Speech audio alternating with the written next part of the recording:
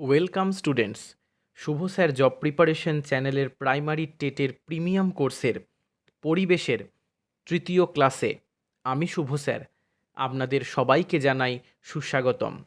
পরিবেশের তৃতীয় ক্লাসের আজকের আমাদের আলোচ্য বিষয় বিজ্ঞান ও সমাজবিজ্ঞানের ক্ষেত্র এবং সম্পর্ক। তাই আপনারা খাতা এবং পেন নিয়ে তৈরি হয়ে বসুন। ভিডিও চলাকালীন আপনারা আপনাদের সুবিধামতো সময়ে ভিডিওটি পজ করে স্ক্রিনে দেওয়া নোটসটিকে আপনাদের খাতায় লিখে রাখবেন। আর হ্যাঁ, সাথে থাকছে আজকের বিষয়ের ওপরে স্ট্যান্ডার্ড কোয়ালিটি মানের স্পেশাল প্রিন্টেড নোটস। এই স্পেশাল কম্পিউটারাইজড নোটসটি বাড়িতে বসেই বিনামূল্যে পাওয়ার জন্য এই ভিডিওটি সম্পূর্ণ দেখতে থাকুন। এই ভিডিও চলাকালীন যে কোনো সময়ে এই স্পেশাল নোটসটি বিনামূল্যে পাওয়ার উপায় আমি বলে দেব। আর অন্য কথায় না গিয়ে চলে আসি টু দ্য পয়েন্ট টপিকে, বিজ্ঞান ও সমাজবিজ্ঞানের ক্ষেত্র এবং সম্পর্ক। প্রথমেই আমরা জেনে নেব পরিবেশের বিষয়ে। পরিবেশ, সমস্ত পরিবেশ দুটি প্রধান উপাদান নিয়ে গঠিত, বায়োটিক এবং অ্যাবায়োটিক। জৈব উপাদান জীবন্ত প্রাণীর সমন্বয়ে গঠিত, যেখানে অজৈব উপাদানের মধ্যে রয়েছে শারীরিক অজীব পরিবেশ।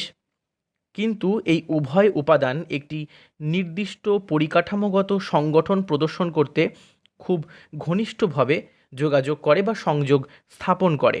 জৈব উপাদান, যখন আমরা জৈব উপাদানগুলি বিবেচনা করি অর্থাৎ কথাগুলি বলি, তখন জীবগুলি দুটি ভাগে বিভক্ত হয়, অটোট্রফ এবং হেটেরোট্রফস।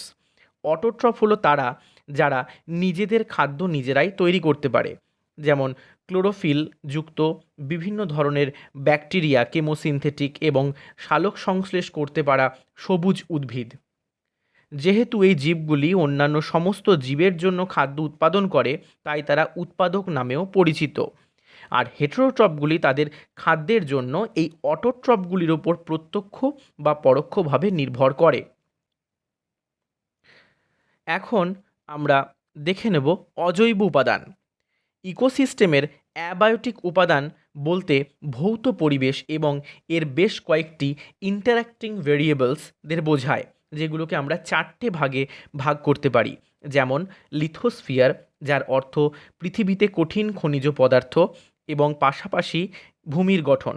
হাইড্রোস্ফিয়ার অর্থাৎ মহাসাগর, হ্রদ, নদী, বরফের ছিদ্র ইত্যাদির জল। বায়ুমণ্ডল, বাতাসে গ্যাসীয় মিশ্রণ এবং দীপ্তিমান সৌরশক্তি।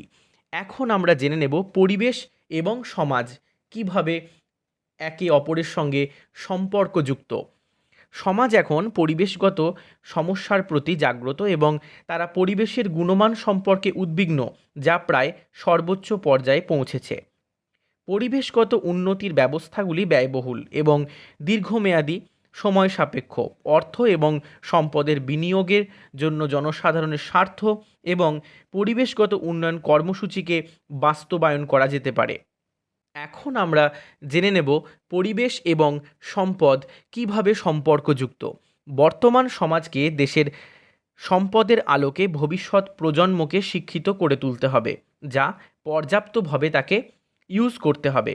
সম্পদ মানুষের অর্থনৈতিক বৃদ্ধি এবং উন্নয়নের মৌলিক ভিত্তি, কিন্তু প্রকৃতি থেকে তাদের প্রত্যাহার, মানুষের দ্বারা তাদের ব্যবহারের পদ্ধতি এবং তাদের নিষ্পত্তি পরিবেশের উপর ব্যাপক বিরূপ প্রভাব ফেলে।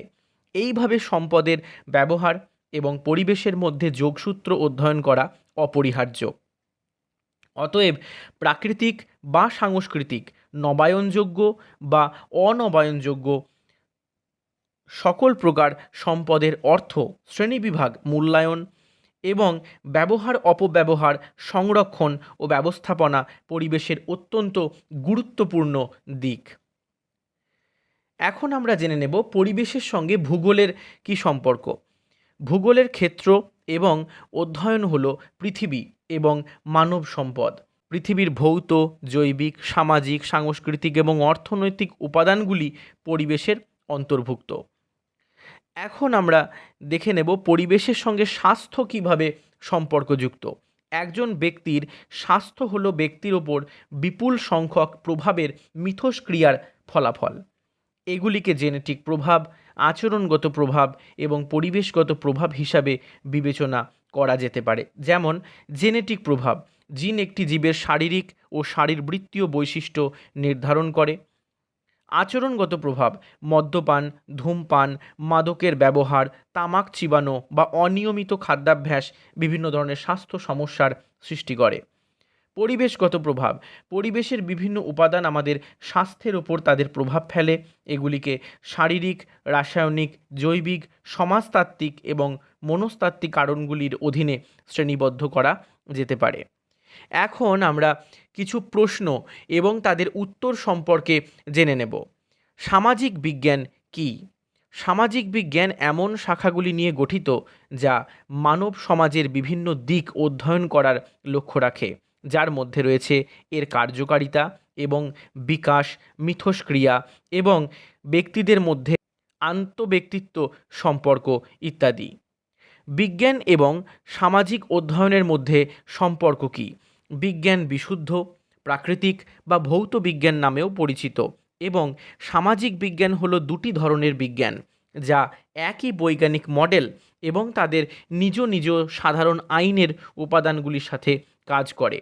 বিজ্ঞান প্রকৃতি অধ্যয়নের সাথে আরও বেশি উদ্বিগ্ন, যখন সামাজিক বিজ্ঞান মানুষের আচরণ এবং সমাজের সাথে সম্পর্কিত। সামাজিক বিজ্ঞানের পরিধি ও শাখা কি কি? সামাজিক বিজ্ঞানের শাখাগুলির মধ্যে রয়েছে নৃবিজ্ঞান, অর্থনীতি, রাষ্ট্রবিজ্ঞান, মনোবিজ্ঞান এবং সমাজবিজ্ঞান। এরপর আমরা জেনে নেব সামাজিক বিজ্ঞান এবং এর পরিধি কী। সামাজিক বিজ্ঞানের পরিধি হল বিষয়বস্তু এবং অভিজ্ঞতার পরিসর যা শিক্ষার্থীকে শিক্ষাদানের মাধ্যমে প্রদান করা হয়। স্টুডেন্টস, আশা করি আজকের টপিক্সের প্রত্যেকটি অংশ সুন্দরভাবে আমি আপনাদের সামনে উপস্থাপিত করতে পেরেছি। তাই এই টপিক্সটি গভীর মনোযোগ সহকারে পড়াশোনা শুরু করে দিন। এখন আমি বলতে চলেছি স্পেশাল নোটসটি আপনি কিভাবে বাড়িতে বসে পেতে পারবেন।